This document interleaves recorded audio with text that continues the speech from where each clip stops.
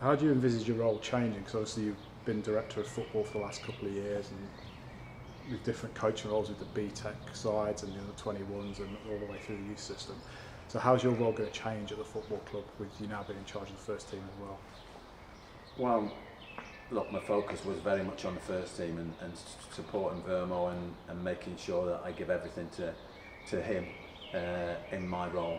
But obviously there was some where I had to do the BTEC, and I also got involved with the academy and everything else around it. The manager's job, I'll still be doing all the stuff around it, but my 100% focus will be on the first team. Yeah, I will help out with the scholars and sort of have an overseeing role with the academy, but not so hands-on as that I have been.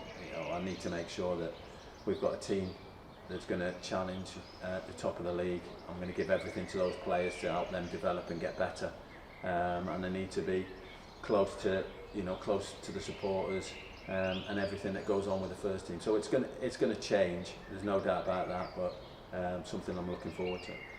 How important was it for you that the vast majority of last season's squad were so keen to return here and give it another go at challenging for promotion? I think that was a key part in the decision to stay here and take the manager's job. I spoke to quite a lot of the players, and they're really enthusiastic about next season, about the squad that we've got, about continuing what we're doing, and they're happy that I was going to take on the role if Vermo wasn't going to be here. So all that makes things a lot easier. We know it's going to be a challenge because it's a tough league, but we've shown that we're more than up for the challenge, and we'll be up in amongst it again. There's no doubt about it. But that was a key part of how we're going to go forward, is keeping the majority of that squad. So that gives us a massive head start. And have you had a chance to sort of have a look at particular transfer targets yet or anything like that over the last week or so? Well,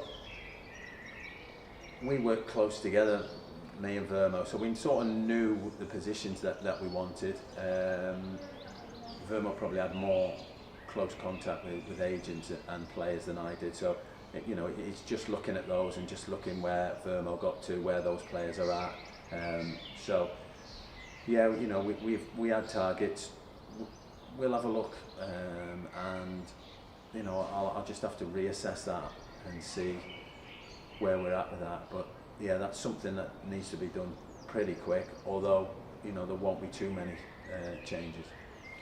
And in terms of your backroom team, obviously you presume they're going to need an assistant manager, maybe a first team coach, goalie coach, that kind of thing. Have you had a chance to draw up a short list of people you'd potentially like to fill those roles?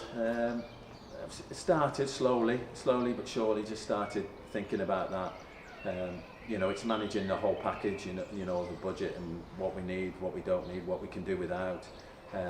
So all that planning's got to go into it. So yeah, I will need people around me who can support me and help me. I think that's important, and people you can trust, and that's what we've had previously, and I think over the last 10 years that's the way it's been, that whoever's been in charge have people around them who they can trust and lean on, and I'll need exactly the same. There's no way you can do this job on your own. You definitely need people around you who are going to help you. And talking of support, obviously we need the supporters to get on board, not only with your appointment but with the players and the squad that's been put together and all that kind of thing, as well as sponsors and basically the whole town of Chor. Yeah, I think that's the thing. It's all of us in it together, and I think all pulling in the same direction. I think that's important, that we're all at it together.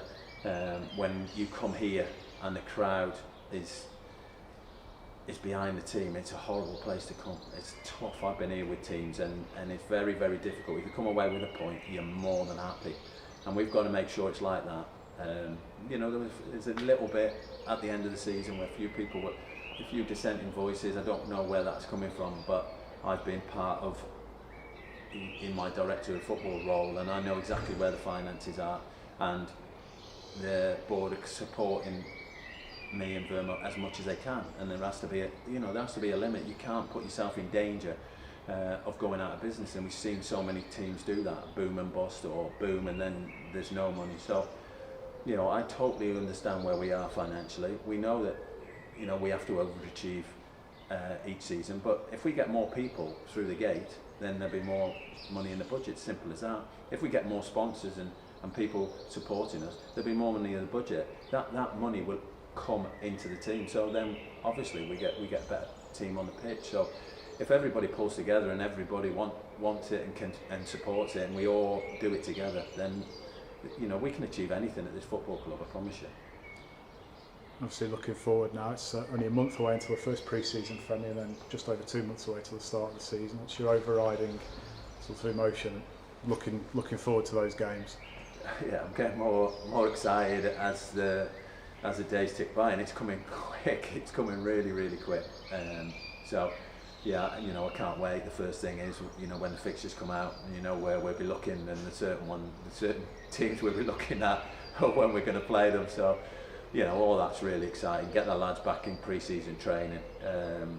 Just all that now is exciting for me, and I can't wait to get started. Well, get started. It feels like I've been doing it for a while now already.